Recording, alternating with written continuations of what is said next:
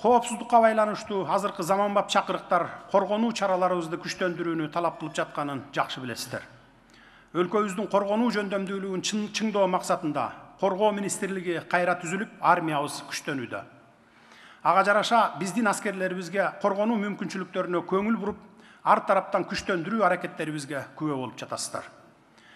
Мен кызматка келгенде брондолгон аскер техникаларыбыз жок болсо, бүгүн дал ушул коопсуздук маселесине республикалык бюджеттен болуп көрбөгөндөй каражат бөлүнүп, Тигр маркасындагы атайын бронетехникалар, оор жүк ташуучу аскердик унаалар, байрактар тиби 2, акынчы, ак сүңгүр соккуруучу учкучсуз учуучу аппараттары, курал жарактын жана аскердик техникалардын заманбап түрлөрүн сатып алдык.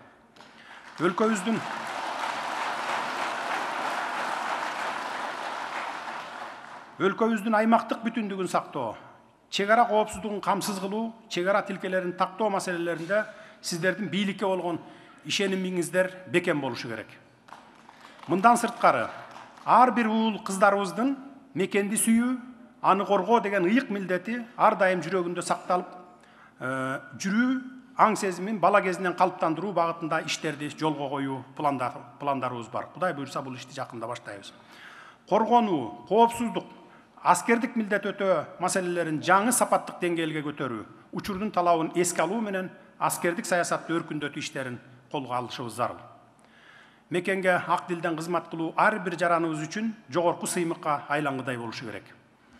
Бүгүнкү дүйнөдө болуп жаткан абалды көрүп турасыздар, кырдаал оор, ошондуктан бул өтө маанилүү иштердин бири, эң негизги иштердин бири.